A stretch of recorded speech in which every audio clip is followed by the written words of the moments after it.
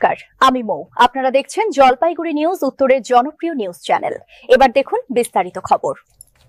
মালবাজার শহরের পরিচয়ের অন্যতম প্রতীক ঘড়ি মোড় আবারও ফিরে পেল তার পুরনো ছন্দ।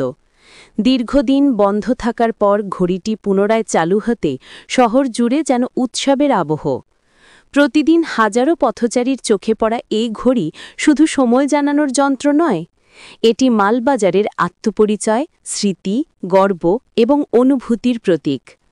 শহরের কেন্দ্রস্থলে অবস্থিত ঘড়িমোড় বহু দশক ধরে স্থানীয় মানুষের গন্তব্য চিহ্ন হয়ে রয়েছে।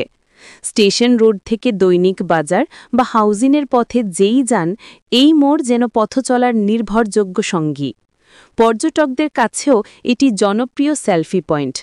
বিশেষ করে 2017 সালে নিউ টাউনের বিগ ব্যান টাওয়ারের আদলে ঘড়িটিকে নতুন রূপ দেওয়া হলে বহু মানুষ ভিড় জমিয়েছিলেন এই মোড়ের আকর্ষণ দেখতে।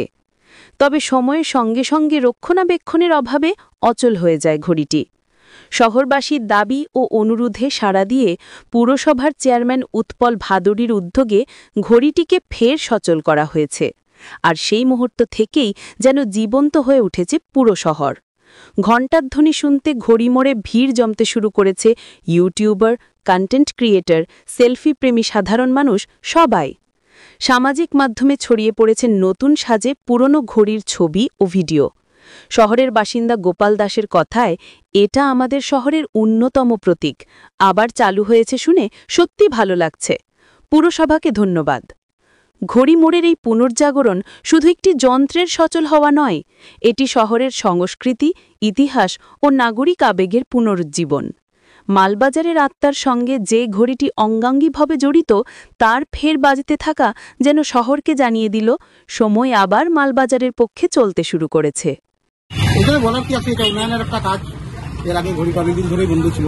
আমাদের বড় ডিসিশন নিয়ে সমস্ত কাউন্সিলর, চেয়ারম্যান, ভাইস চেয়ারম্যান আমরা সবাই ডিসিশন নিয়ে ঘড়িটা স্বচ্ছভাবে টেন্ডারের মাধ্যমে ঘড়িটা করলাম। এবার ঘড়িটা হওয়াতে এটা একটা বিউটিফিকেশন বাড়লো, আমাদের মালবাজারে শোভা বাড়লো। আর আশা করবো ঘড়িটা এইভাবেই চলুক, সবসময় ভালো থাকুক, মেনটেন থাকুক। কত টাকা ব্যয় এই ঘড়িটা লাগানো?